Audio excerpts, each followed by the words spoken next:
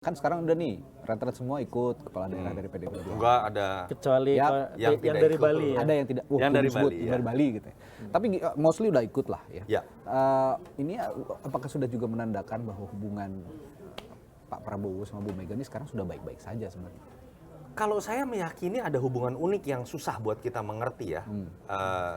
Paling enggak sepertinya mereka berdua sudah saling mengenal, bahkan mungkin nggak tahu saya udah lahir atau belum. Kayaknya saya belum lahir gitu ya. Tapi dan semua pengamat politik yang usia saya, hampir seusia saya mungkin tidak mengerti.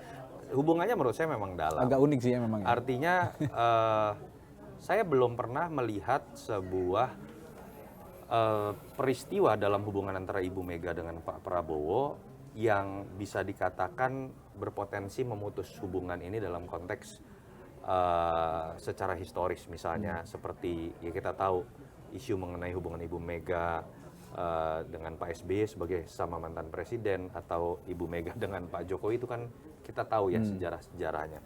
Dengan Pak Prabowo menurut saya masih dalam batasan-batasan perbedaan sikap yang masih sangat mungkin untuk dijalin kembali. Jadi kalau ada pertanyaan atau ada yang mengatakan, Mas kayaknya fix nih ya bakal jadi oposisi ya setelah kejadian retret. Menurut saya bukan hanya belum tentu.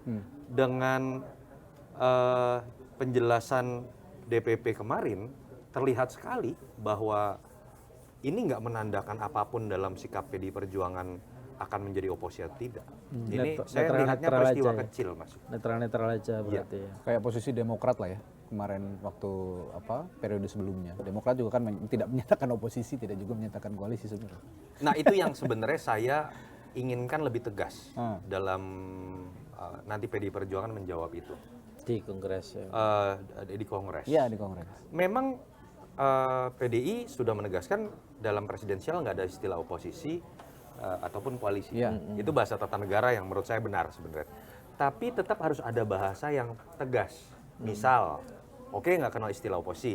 Kalau merasa bahwa koalisinya Pak Prabowo terlalu besar dan butuh pengawas, misalnya tegaskan, partai saya akan jadi pengawas. Kami di luar pemerintahan. Kami akan mengoptimalkan tugas anggota-anggota DPR kami untuk melakukan pengawasan. Berbeda dengan partai lain yang misalnya mengatakan kami tidak akan mengkritik kebijakan Prabowo. Misal ya, itu menurut saya harus lebih, jangan ada kemudian istilah kami bukan oposisi, kami juga bukan Tapi di iklim, koalisi. tapi gini Mas Bro, kalau di iklim demokrasinya Indonesia tidak menyatakan oposisi atau tidak menyatakan koalisi, mudah-mudahan sih nanti akan bersikap ya di Kongres. Tapi kalau begitu terus begitu, ini manifestasinya akan merugikan kan untuk.